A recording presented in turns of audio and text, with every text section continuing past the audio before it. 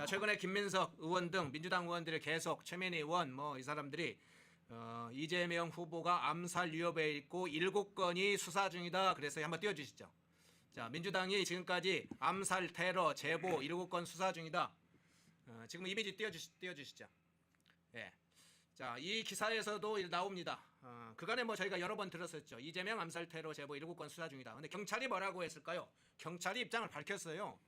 경찰은 이 후보 신변 위협과 관련된 사건을 접수하지 못했다. 국민의힘 나경원 공동선거대책위원장이 경찰청에서 제출받은 자료에 따르면 지난 14일 기준 이재명 후보 신변 위협과 관련된 고소고발 진정 등 사건이 하나도 없었기 때문이다. 이러는데요. 그것뿐만이 아닙니다. 이 사건을 담당하는 서울경찰청 강력범죄를 담당하는 경찰청이군요. 서울경찰청이 아니라 경찰청 형사국 강력범죄수사과에서도 이런 얘기를 했어요.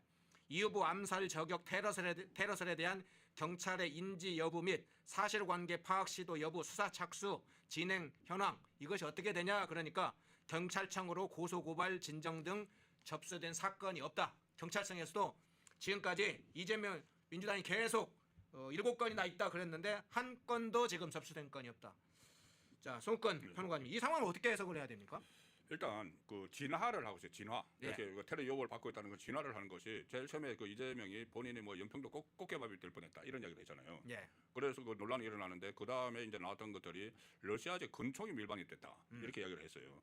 그 다음에 지금 나오는 것은 근총뿐이 아니고 저격용 괴물 소총, 저격용 소총까지 밀반이 됐다. 말하는 사람마다 다 달라요 지금. 다 다른데 이게 그냥 단순히 어떤 그 뭐 신변 위협을 뭐 가장을 해서 반탐 조끼를 입고 다니고 심지어 그 이야기도 했더라고. 이 그 대통령 경호처가 나를 좀 경호해 달라는 이야기를 했어요. 예. 아니 대통령 경호처를 없앤다고 했던 사람이 이재명입니다. 이재명이 대통령 경호처 저번에 그 뭐 불법적인 체포영장 그거 뭐 막았다고 경호처 없앤다고 했는데 갑자기 경호처가 가장 그 믿을만 하니까 나를 경호해 달라 이런 이야기를 하고 있어요. 그런데 이게 저는 그 목적이 있다고 봅니다. 뭐냐 하면은 이 본인이 이재명이 계속 지금 내란 프레임으로 선거를 치르고 있지 않습니까? 예. 그래서 내란이 끝나지 않았다 이 이야기를 계속 하잖아요. 하니까는 거기서 장단 맞춰서 나오는 이야기가 HID, OB가 뭐 좀 노리고 있다.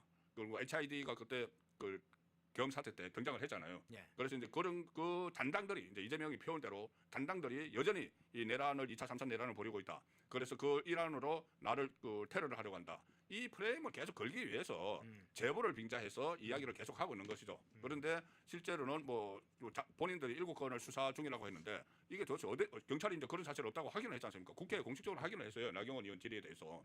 그러면 과연 수사를 누가 하고 있다는 거예요? 본인들이 하고 있다는 건가요?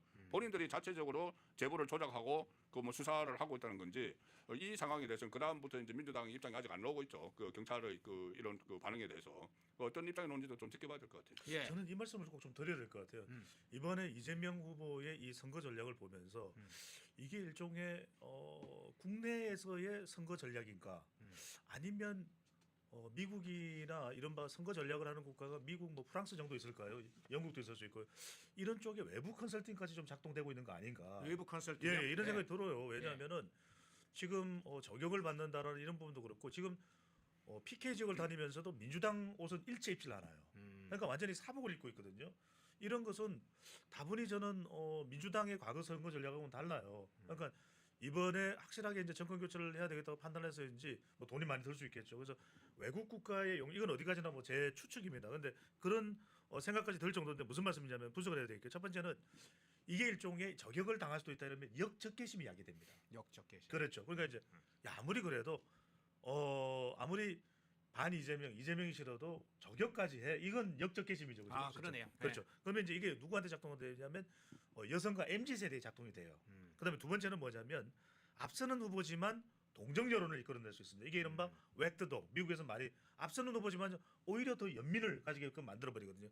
그러면 동정 여론이 일어나면서 일부 60대까지도 자극을 합니다. 그렇지 않습니까? 일부 60대 지금 보면은 뭐 홍삼 뭐 이렇게 나오는 반응들도 일종의 이런 일련의 사항들과 연결될 수도 있다는 것이고 세 번째는 뭐냐면 자 한번 생각해 보십시오. 지금은 저격을 대비하고 있잖아요. 그런데 정말 위협을 가할 것 같지도 않은 그냥 누가 잠깐 뭐 이렇게 휴대폰으로 이렇게 위에서 흔든다 하더라도 그걸 위협을 느끼는 사람들이 굉장히 많아요. 이 말은 뭐냐면 이런 작은 스몰 이벤트가 있어도 이번 저 사람이 저격을 하려고 했어. 뭐 테러라느냐 뭐 이런 네. 거요. 예. 그러면서 펜앤드 마이크 저녁 7시 뉴스를 알려드립니다. 오늘 이재명 후보의 유세 현장에서 한 유권자가 휴대폰이 커 보입니다. 흔들면서 폭력을 행사하려고 했다라는 혐의를 받고 이 뉴스가 뜨면 어떻게 되겠습니까? 그러면 이 판세 굳어져 버려요. 이른바 이게 미국 선거에서 이야기하는 프리즈 전략입니다. 얼어붙게 만드는. 예. 그러면 이 판세에는 어떤 식으로든 바꿀 수가 없어요. 저는 이게 국내에서 나온 전략이 아니거든요. 이번에 뭔가 이런 러시아 저격총이 들어오고 있다는 것은 굉장히 고도의 정보적인 뭔가를 학습을 한 사람일 수도 있어요. 국정원 출신이든지. 그래서 저는 이게 일종의 고위정보기관 출신 또는 플러스 외국의 선거 전략 용역까지도 거치고 있는 거 아닌가 싶은 생각이 듭니다. 아 그렇군요. 자 국정원 출신들이 많이 그 안에 있으니까 여러 이제 아마 작품들도 만드는데 능한 사람들도 있겠죠. 근데 송평론가님 일부에서는 이런 얘기합니다. 지난번에 트럼프 후보가 저격을 2차례 당했을 때 이미 트럼프가 당선됐다. 뭐 이런 얘기가 있었잖아요. 트럼프 당선의 결정적 요인이 저격이었다 이런 얘기인데 이재명이 어쩌면 이 트럼프의 그와 같은 지난해 있었던 일들을 상기시키면서 결국은 저격당하는 인물이 대통령이 된다.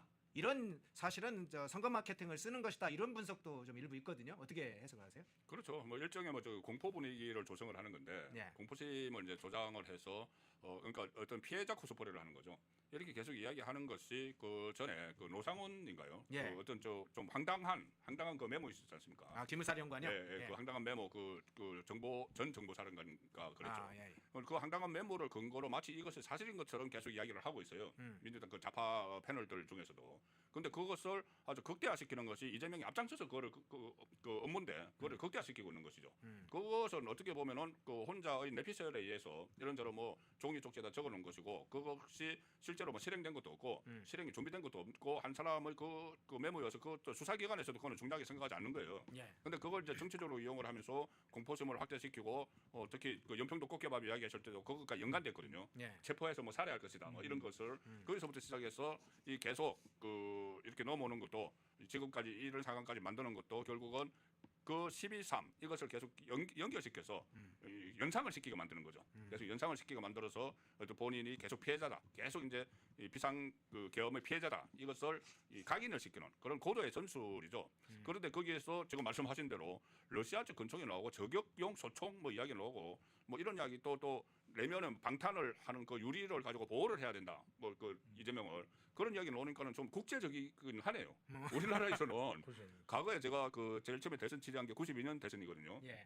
YSDJ 그때 맞붙었을 때 그때 제가 제 기억에는 그때는 이렇게 총 같은 거 우리나라에서 총 같은 거 생각지도 못하고 이렇게 투석이 될까봐 돌이나 걔나 투석을 할까봐 이렇게 투명 요리를 하고 다닌 그 후보는 제가 봤어요. 가령 예를 들어서 이 YS가 그때입니다. 그때 옛날입니다. YS가 호남에 가서 유세를 할 때, 아니면 DJ가 영남에 와서 유세를 할 때, 이때는 그 돌 같은 것치는 날아올 수가 있으니까 이렇게 투명 요리를 했어요. 그리고 우리나라에서 총기 규제가 얼마나 엄격한데 이게 어떻게 총기가 반입이 됩니까? 그러니까 총기 반입, 러시아제 근총, 저격용 소총까지 나오는 것은 아마 좀 국제적으로 놀아본 사람이 기획을 했을 수도 있다는 생각이 들어요. 제 이야기 들으니까. 예. 총기가 실제로 반입됐다면 일반 범죄 조직 정도로는 어려울 거고 마약이나 이런 것도 들어오는데 뭐 굉장히 많은 부분 걸리는데 그 총기가 들어올 정도면 최고의 실력자, 과거에 국정원 경험이 있거나 뭐 이런 사람들일 수도 있을 텐데 그런 상상력을 발휘하는 건가요? 근데 그렇죠. 왜냐하면 그게 이제 우리가 공포 지수를 보면 제가 말씀드렸듯이 여성들을 노리는 거예요. 여성들은 이런 부분에 대해서 굉장히 싫어하거든요. 남성들하고 달라요. 그러다 보니까 이제 여성 유권자를 자극하는 거죠. 아까 말씀드렸듯이 이런 부분에 대해서 동정 여론이 너무 심한 거 아니야? 아무리 그래도 그렇지 정적을 한국 같은 나라에서 우리는 총기 소지도 불가능한 나라인데 말이 돼? 이러면서 아까 제가 여성 말씀드렸죠. 주부층을 자극하는 겁니다. 대체로 주부층은 직업 분포에서 보수 성향이 강하거든요. 그러니까 이들까지 흡수한다면 이재명 후보는 더 유리하고 더 선거를 더 앞성으로 가져갈 수 있다. 이런 판단을 하고 있는 거죠. 그러니까 이런 전략들이 국내에서는 잘 보지 못했던 거예요. 앞서 말씀드렸던 그 92년도에 대해서는 영호남이 정말 쪼개졌을 때잖아요. 예. 근데 요즘에 어떤 영호남이 그런가요? 안 그렇지 않습니까? 어디 가서 우리가 무슨 사람이 위협을 느낄 만한 그런 어떤 우리 국민들의 정서도 아닌데 그때 92년도에 그랬죠. 기억나실 거예요. 보라매공원, 창원역 또는 목포역 여기서 하면은 확실히 돌이 날라와요. 예. 정식 돌이 날라와요. 시키게 돌이 날라와요. 그렇지만 지금은 아니거든요. 그러니까 김대중 후보도 당시에 92년도에 부산역 광장에서 하면 호남이 그러면 돌 날라오고 그러면 또 계란이 날라와요. 근데 지금은 그런 상황도 만약에 그렇다면 사실은 가장 이재명 후보가 협조를 받아야 될 곳이 바로 국정원이나 공식적인 기관이 있지 않습니까? 왜 그럼 경찰은 그 내용과 동선이라든지 그런 혐의들을 경찰이 사실은 파악을 하고 있어야 되거든요. 근데 방금 전에 우리 허영크께서 말씀하셨던 대로 경찰에 물어봤더니 경찰은 그런 보고를 받은 바가 없다 이렇게 얘기하지 않습니까? 네. 이런 부분에 사실은 유권자들한테 자칫 그게 사실일 수도 있지만 혼돈을 줘서 그것이 마치 꼼수로 비치면 안 되거든요. 이런 부분들은 더 투명하게 아니 앞서 네, 그럼 제가 이어서 하나 여쭤볼게요. 네네.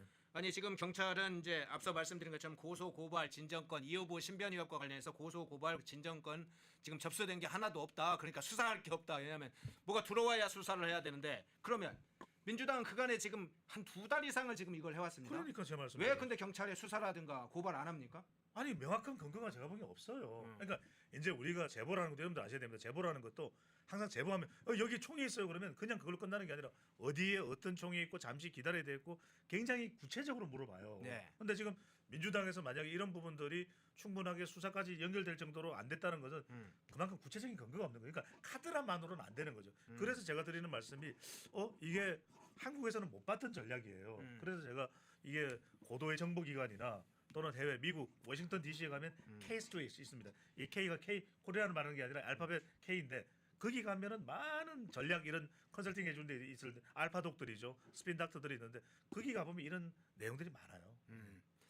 송 부부장님 이게 이제 카드라일 형식은 이제 카드라일 가능성이 있는데 발원지는 있을까입니까? 사실 어느 곳에서 이것을 처음으로 이렇게 시작한 곳이 있을 텐데 그 발원지를 찾아보면 이게 단순히 그냥 술자리에서 우연히 나왔던 게 아니라 어쩌면 어떤 것을 목적으로 해서 유포하는 그래서 겉으로는 그냥 상당한 신빙성이 있는 것처럼 만드는 일종의 자작극 형식의 형태가 사실 어느 발원지로부터 시작될 가능성도 있지 않습니까? 저는 그 분명히 있다고 봅니다. 예. 그 어떤 그 중심축이 있어서 거기서 이렇게 일종의 역할 분담을 해주는 것 아닌가 싶은 것이 예. 의원들마다 자기가 제보를 받았다고 몇 명의 국회의원들이 이야기를 해요. 민주당 의원들이 이야기를 하는데 내용이 조금씩 다 다릅니다. 뭐 소총 이야기를 하는 데도 있고 무슨 뭐 저격용 총도 이야기를 하는 데도 있고 뭐 다른 뭐 테러 이야기하는 것도 있고 다 다른데 한 그 어떤 그 중심에서 센터에서 이렇게 역할을 지금 분산을 해주기 때문에 그런 서로 이제 다른 이야기를 테러라는 공통점은 같지만은 그 방식에 대해서는 다른 이야기들을 조금씩 하고 있거든요. 예. 그러면 어디서 이것을 이제 통제를 한다고 봐야 되고 특히 전현희 의원이 어떤 이야기를 했냐면은 그때 부산 가덕대에서 이재명 후보가 비습당했을 때 예. 그때 국정원이 개입을 하는 흔적이 있다고 이야기를 했어요. 그래서 본인들이 집권을 하면은 그 사건을 다시 조사하겠다고 이야기를 했거든요. 예. 그러면은 국정원이 개입을 했다고 하는 것은 결국 국가기관이 나서서 그 이재명에 대해서 위해를 가하려고 했었다. 이것과 지금 이 상황을 자기들이 막 어떻게 뭐 신변 보호를 해야 된다고 하고 뭐 초청이 도입됐다고 하고 연결시키는 거예요. 그러면 이것을 전체 맥락으로 보면은 좀 어떻게 보면 이어져요 이게. 좀 그 가덕대 피습 때부터 지금까지 쭉 이어지고 좌파 패널들도 방송에 나오면은 저렇게 하는 것을 호들갑 뜨는 게 아니고 사실 피습을 당했지 않느냐. 그렇기 때문에 우리는 조심하는 거다. 뭐 그렇게 이야기를 하는데 그런데 이것을 자세히 들여다보면 하나의 맥락이 있잖아요. 맥락이 잘 있으니까는 저는 어디선가 이것을 기획하는 쪽이 있다고 봅니다. 예. 좀 있으면 석궁 등장하는 거 아닙니까 이제? 뭐 이제 뭐 미천이 다른 건 다 떨어졌으니까. 아니 소총이나 권총이나 이런 건 이제 사람들한테 알려졌고 아마 그래서 그 추진했던 세력들이 멀리 도망갔을 것이다 이렇게 얘기하면서 이제는 석궁 얘기가 또 이렇게 나오는 거 아니에요? 국제적으로 하면은 미사일 이야기까지 나오겠죠. 그런데 선거운동 이 정도로 심각하다면 이재명 선거운동 하지 말고 지금 한 뭐 격차도 본인들이 보기에 크다고 하는데 선거운동 하지 말고 그냥 그 유튜브만 하면 되는 거 아닙니까? 아니 그러니까 그래서 불분명하다라는 거예요. 이게 이제 사실은 이 정도 러시아 저격총이 들어왔다. 그리고 또 우리 특수부대 이 출신이 그건 굉장히 민주당에서 주장하는 설명하는 내용을 보면 구체적이잖아요. 근데 그 내용들이 경찰에는 접수가 안 됐다는 거예요. 사실은 그렇다면은 이 저격에 대응하는 팀이라는 게 다 있어야 되거든요. 예. 근데 그렇지 않다라는 것은 다분히 좀 글쎄 뭐 이제 하기는 더 해봐야 되겠습니다만 정확하게 다분히 선거 전략적인 의미도 담고 있는 거 아닌가. 그래서 의심할 수밖에 없는 것이고 방금 전에 이제 허인크께서 말씀하셨던 대로 그렇다면은 사실은 이 정도로 위협을 느낀다 그러면 대외 행보 못 하거든요. 예. 그런데도 보면 지금 거침없이 뭐 광폭 행보 아닙니까? 뭐 쭉 호남 한 바퀴 다 돌고 그리고 사실 사복을 입고 다니고 그러니까 그런 부분들이 어떻게 보면 일반인들하고 더 뒤섞일 수 있기 때문에 위험할 수 있거든요. 근데 그런 부분들이 왜 저는 구체적으로 설명이 안 되는지 납득이 돼야 되거든요. 예. 그러니까 지금 뭐 이 지기현 판사를 윤계상이라고 이야기한다든지 생때를 쓴다든지 또는 저격총으로 뭐가 저격인지 여론 저격인지 이런 부분에 대한 명쾌한 설명이 있어야 되겠죠. 예. 자 댓글에 보니까 봉거리님은 미사일 나오겠네 하고 김주성님은 왜 공습은 안 하냐 유영복님은 이제는 수류탄 나올 차례다 그렇고 문성님은 핵폭탄 나오겠네요. 네, 등장한 무기들이 많네요. 자, 그 장면 살펴봤습니다. 암살 테러 제보 이게 단순할까? 상당히 계획된 작품은 아닐까? 카더란 형식으로 마무리 짓겠지만 실제로는 어느 곳에서 사실은 앞서 이제 우리 배종찬 소장님이 무엇을 노리고 아까 적개심 문제나 연민 문제나 여러 가지를 이야기하셨는데 이게 국제적인 마케팅까지 연관되는 그런 상황까지 분석을 해주셨네요. 예.